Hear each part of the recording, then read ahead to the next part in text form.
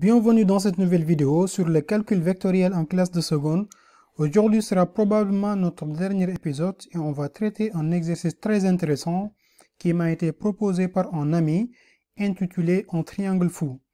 J'avoue que cet exercice n'est pas si simple à faire, mais je vais essayer d'adopter des méthodes qui sont très simples et qui vous permettra de reprendre facilement cet exercice en appliquant les méthodes que vous avez vues soit en classe de brevet ou bien en début d'année de la seconde.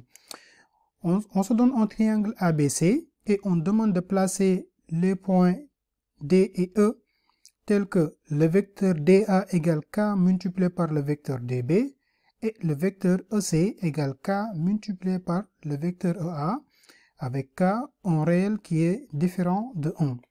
Maintenant, on va essayer d'abord de placer ou bien d'établir les relations qui nous permettra de placer les points D et E au niveau de notre triangle ABC. Ici, ce qu'il faut remarquer que les points DE qu'on doit placer, ils sont à l'origine des vecteurs. Par exemple, le point D, c'est l'origine du vecteur DA et l'origine du vecteur DB. Ici, le point E est l'origine du vecteur DC et l'origine du vecteur EC et l'origine du vecteur A. Or, on ne peut pas placer un point dont le vecteur qui a été défini, ce point-là étant l'origine. Donc, on va essayer de transformer d'abord ces deux écritures-là pour que le point D et le point E soient à l'extrémité de ces deux vecteurs. On va dire solution d'abord.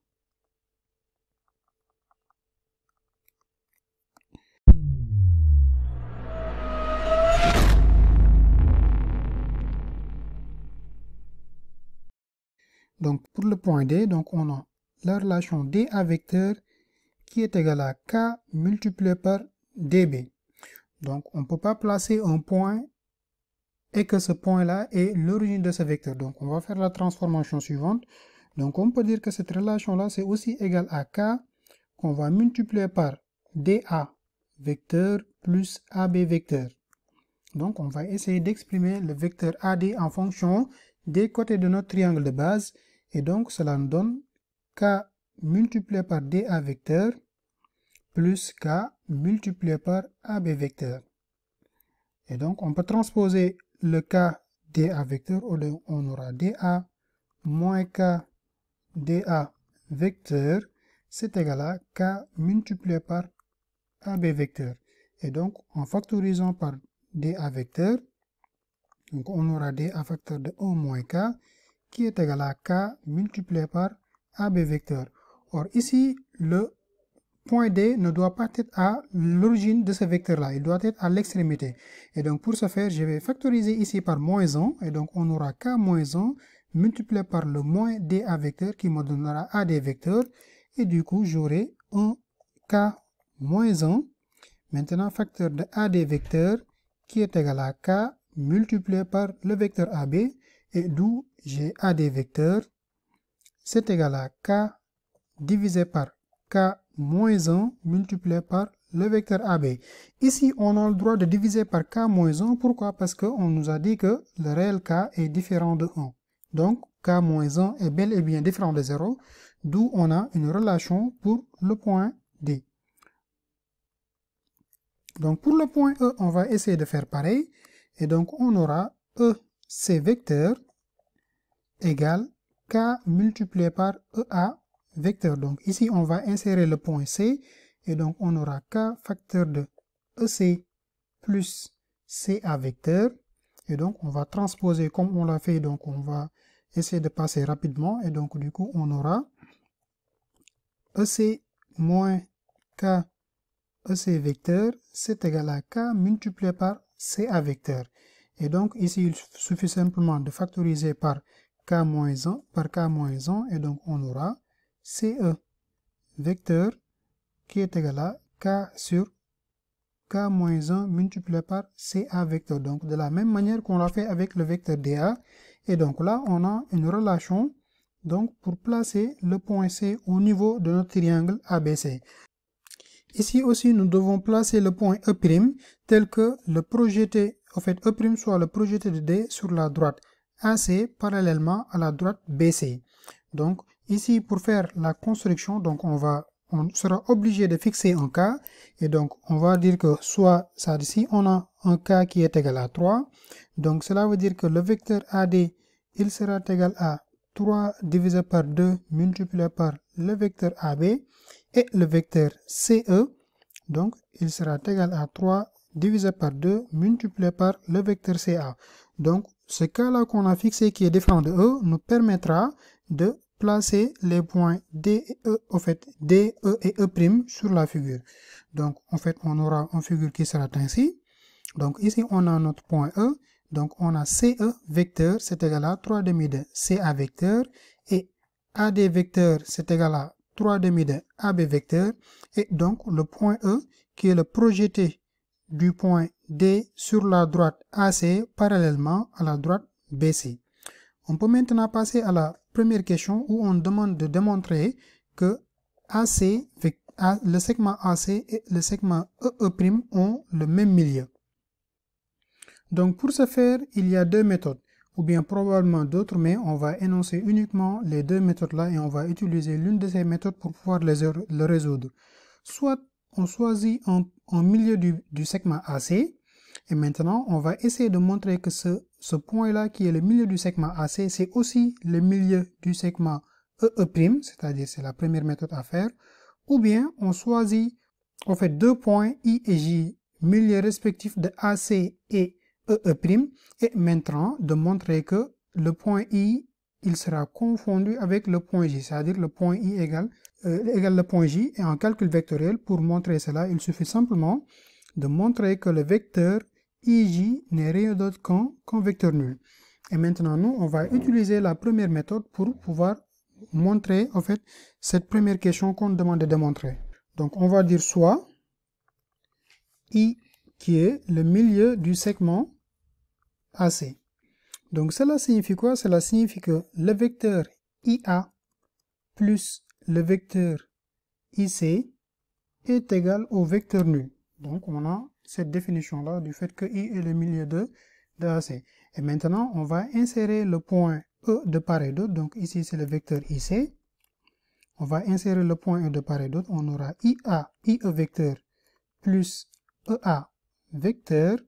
C'est plus maintenant IE toujours, plus EC vecteur est égal à vecteur nul. Donc là, on va calculer nos deux vecteurs. En fait, on aura 2 IE vecteur plus EA vecteur plus EC vecteur égale vecteur nul.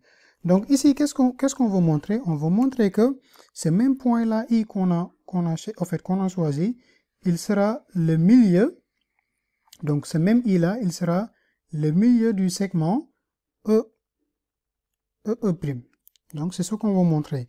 Maintenant, on va transposer les deux vecteurs de l'autre membre de l'égalité. Donc on aura 2 IE vecteur est égal à moins EA vecteur moins EC vecteur, donc qui nous donnera AE vecteur maintenant plus CE vecteur. Or, on avait une expression qu'on avait montrée pour le vecteur CE.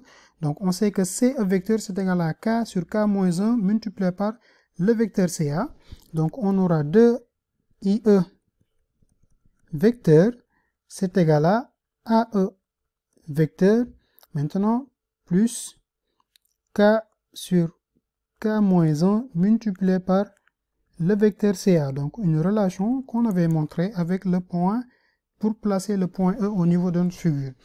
Maintenant, pour déterminer une relation avec le vecteur, en fait, avec le vecteur AE, donc ici, dans cette relation-là, du membre de l'égalité à droite, on aura besoin d'introduire le point E', donc pour montrer que I est aussi le milieu du segment EE'. Donc ici, on va insérer le point E', et donc on aura AE' plus E' E vecteur plus K sur K moins 1 multiplié par le vecteur CA. Et donc on pourra réécrire cette expression-là en isolant le E' vecteur puisqu'on aura besoin de notre relation et essayer de transformer les autres points, en fait les autres relations qu'on a pour montrer que cette partie-là n'est rien d'autre qu'un vecteur nul. Donc, une fois arrivé à cette étape, donc on va oublier un tout petit peu les vecteurs et maintenant on va appeler monsieur donc Thalès qui nous permettra à libérer ces deux points-là. L'énoncé nous dit que le point E' n'est rien d'autre que la projetée du point D sur la droite AC, mais parallèlement à la droite BC. Et donc là, c'est une information cruciale. Pourquoi? Parce que nous aurons ici une configuration de Thalès. Donc, comme la droite BC est parallèle à la droite DE, alors les triangles ABC et ADE sont en configuration de Thalès et on pourra appliquer la relation de Thalès pour pouvoir déterminer une relation entre le vecteur AC et le vecteur en fait AE'. Donc ici on va dire comme la droite BC est parallèle à DE', alors les triangles ABC et ADE' sont en configuration de Thalès. Donc là, on a fait appel à nos notions qu'on avait vues en classe de brevet, donc pour pouvoir résoudre ce problème-là, sont en configuration de Thalès. Et maintenant, qu'est-ce qu'on va dire? Donc on va dire que AB sur AD, c'est égal à AC sur AE'. Donc on aura AB sur AD, c'est égal à AC divisé par AE'. Or, on avait une relation entre le vecteur AB et AD. Qu'est-ce qu'on avait démontré? On avait démontré que AD vecteur, c'est égal à K sur K moins 1 multiplié par le vecteur AB. Donc, c'est cette relation-là. Donc, il suffit simplement pour avoir le rapport de AB sur AD. Mais attention, ce n'est pas un vecteur en distance. Donc, si on prend la norme, en fait, la norme de ça, on aura la norme de ça pour la distance. Donc, on aura AB en distance divisé par AD en distance, ça sera K moins 1 sur K. On pourra le réécrire ici pour que ça soit clair. Donc, on avait montré que AD vecteur, c'est égal à K sur K moins 1 multiplié par le vecteur AB. Et là, si on veut la distance, c'est-à-dire la norme de AD vecteur, il sera égal à la valeur absolue de K sur K moins 1 multiplié par la norme du vecteur AB qui n'est rien d'autre que la distance de AB. Et donc pour avoir les distances, on aura AB sur AD. Donc il sera égal à K moins 1 sur K qu'on va... Donc K moins 1 sur K puisqu'on a fait le produit en croix. Donc pour avoir le rapport de Thalès, donc on aura AC sur AE' qui est égal à AB sur AD. Donc ce n'est rien d'autre que K moins 1 sur K.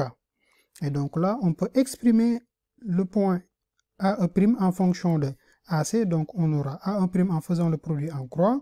Donc c'est égal à K sur K moins 1 multiplié par AC en distance. Maintenant, on va regarder au niveau de notre figure, est-ce que ces deux, en fait, si on applique les vecteurs, est-ce qu'ils seront de même sens ou bien de sens opposé? Ici, si on regarde bien le point A de A à C et le point de A à E' du moins, donc ils ont le même sens. Et là, on pourra dire que, alors, le vecteur AE', ce n'est rien d'autre que K sur K moins 1 multiplié par le vecteur AC. Et donc là, on pourra le remplacer ici dans cette relation. Et donc, on aura 2 IE vecteurs. C'est égal à E', E. Maintenant, plus, on va remplacer la valeur de AE' qui est égal à K sur K moins 1 multiplié par AC vecteur, plus maintenant K sur K moins 1 multiplié par CA vecteur.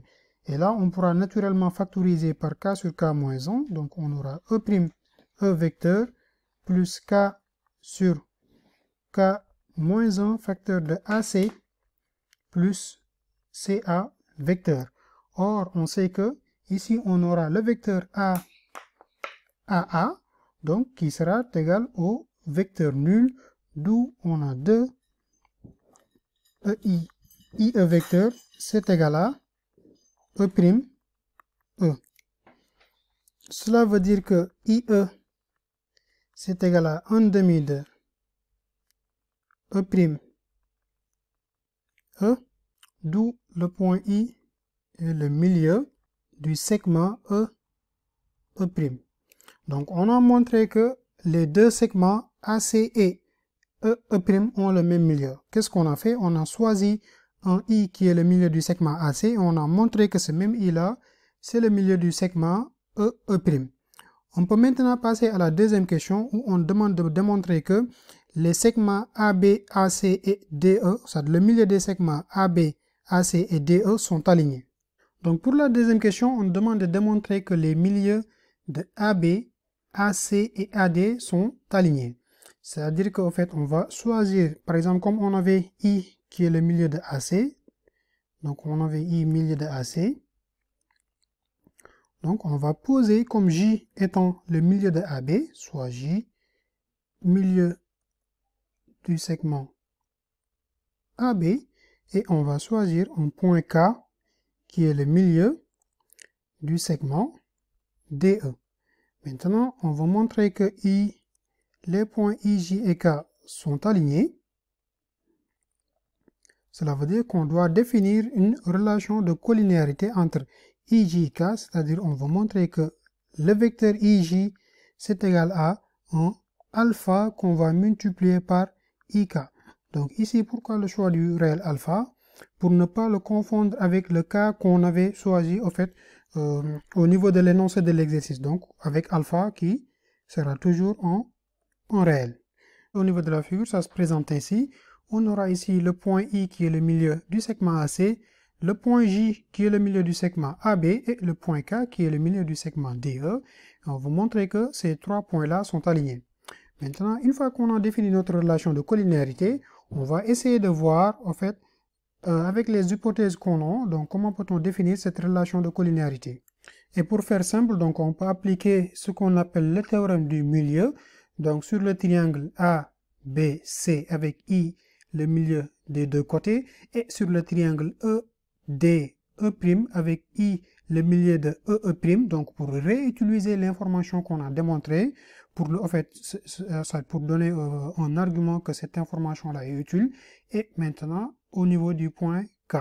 Donc on va dire que dans le triangle ABC, donc dans ABC, on a I, milieu de AC et J, milieu de AB, donc au milieu du segment AB.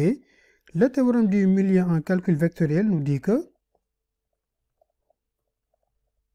donc le théorème du milieu, on aura IJ vecteur, c'est égal à 1/2 du vecteur CB. Donc on a cette première relation-là pour notre vecteur IJ.